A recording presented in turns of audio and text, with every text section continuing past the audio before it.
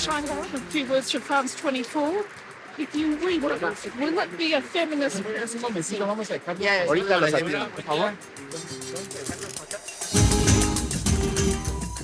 ¿Qué se puede hacer contra los feminicidios?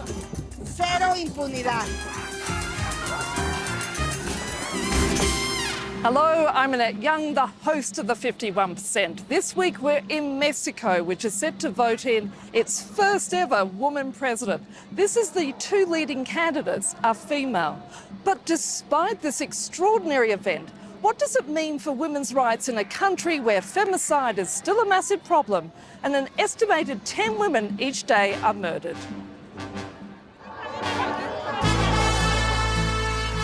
If the polls are correct, this woman is about to make history.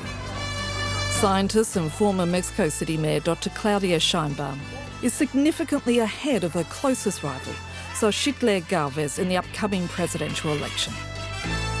On a hot, dusty spring day, the 61-year-old leftist candidate is campaigning in Milpa Alta, a poor district on the southern outskirts of Mexico City.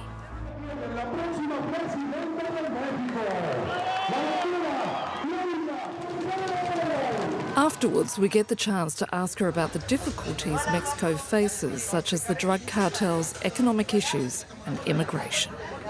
So how do you prioritise women's rights, taking all of those matters into account? All at once.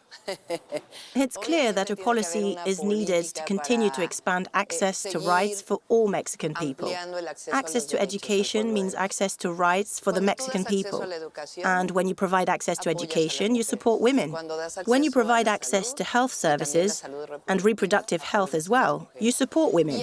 Yet at the same time, there are still issues with women's rights. So we must reduce wage inequality and allow women to live without violence. And it is dangerous to be a woman in Mexico. More than 3,000 women and girls are killed each year, with the country ranked behind Brazil as the second highest nation for femicides in Latin America.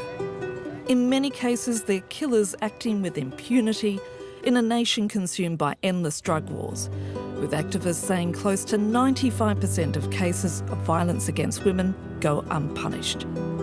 It's a story Norma Andrade knows only too well. Que de repente, por la coloración y por el tiempo. We're in Ajusco, near Mexico City, as investigators look for the bodies of missing people under the watchful eye of the National Guard, wary of drug cartels. In 2001, Norma Andrade's 17-year-old daughter Alejandra was kidnapped after leaving work. Her body was eventually found, her killers were not. Since then, the former teacher has dedicated her life in pursuing justice on behalf of other families whose children were murdered.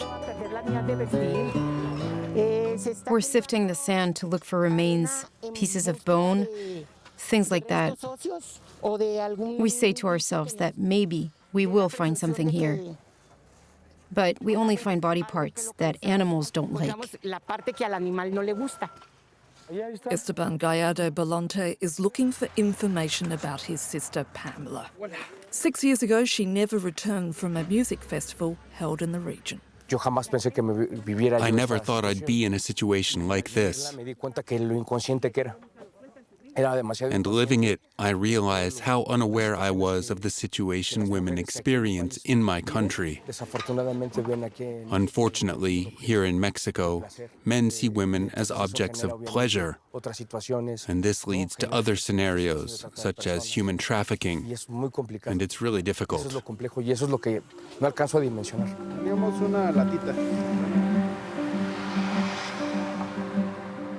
Back in her Mexico City office, Norma is keen to show us the files of missing individuals.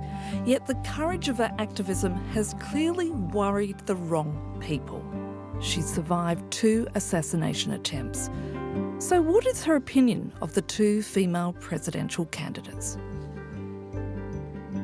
I think having a female president does not guarantee that she will work in favor of women because, to begin with, she would have to be a renowned or a diehard feminist. I would even say radical.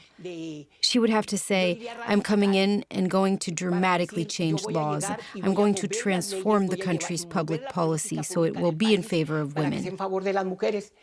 And unfortunately, neither of these two candidates are feminists like that. I've always said they're just superficially feminist. So in your opinion, what does Mexico need to do to end femicide? Start with education, teaching our children, our men, our boys, but we need to start in preschool. The values that are taught in early childhood will be with them for the rest of their lives. We need to educate our students from a gender perspective. The so-called feminist credentials of both female candidates have been called into question. Sheinbaum having come under fire not only over inaction on femicides by the government of her political mentor, current President Andrés Manuel López Obrador, but also over budget cuts to women's programs. Her Conservative rival is even less popular with feminists who claim right-wing parties are traditionally opposed to gender equality. But the tech entrepreneur from an Indigenous background specifically addressed women's concerns at this rally.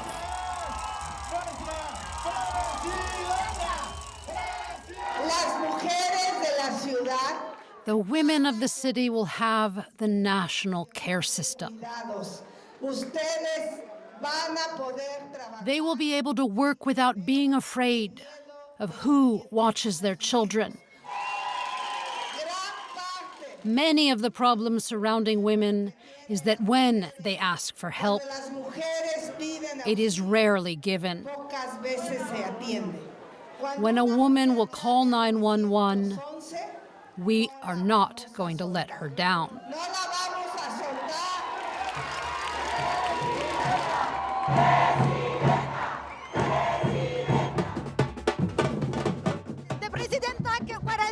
So what would you do for women's rights? Equal opportunities, funding, and economic independence.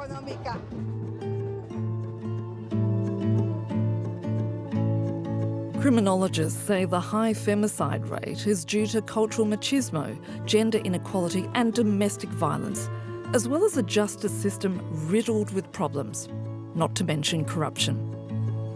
Leading Mexican feminist and writer Dr. Marcela Lagarde is credited with being the first to introduce the concept of femicide to Latin American readers.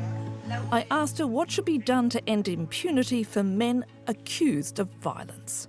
To my definition, to call it a femicide, there's impunity, and then there's what I call social impunity, where there's great tolerance to violence against women and girls, both socially and culturally. It's almost a spectacle to entertain people. We see it in TV programs and films of all kinds, from pornography to war movies. It's bloodthirsty and violent, but this impunity is also present in state institutions. I know where femicide is going to happen tomorrow. It's where there is the most poverty, where there is violence, fewer rights, and lots of damage in daily life. You say the situation here in Mexico for women has improved a little bit, but it still needs to go a lot further, doesn't it? In the future, those who govern us and their advisors will need to ensure a feminist perspective when it comes to creating government policies, and also promote policies which will end gender-based violence.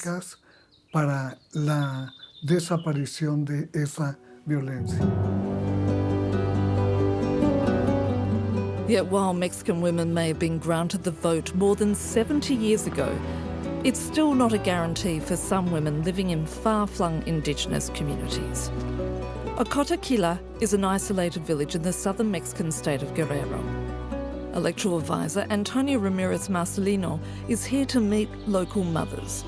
While listening to their concerns, she and her colleague, Remy Rodriguez, urge them to vote in the upcoming presidential election. Nobody can offer you the support you need for your fields or give fertilizer in exchange for your vote. Not at all.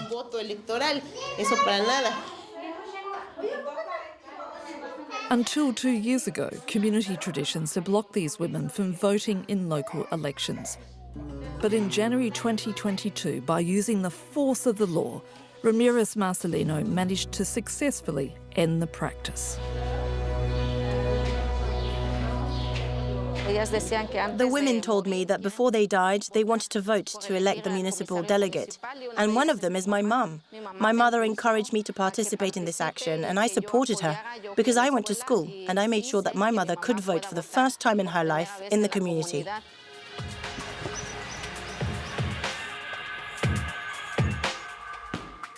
A kick to save one's life.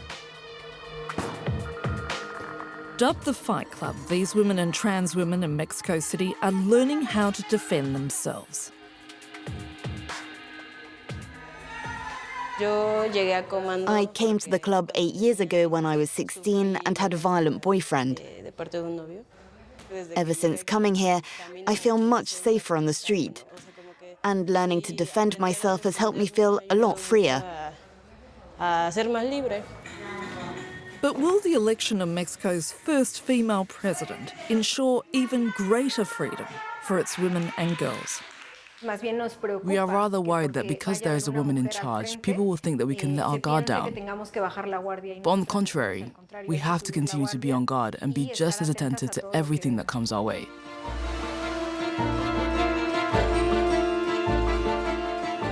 Yet while a woman in charge may be indeed a political watershed, she will still be operating in a country very much dominated by machismo.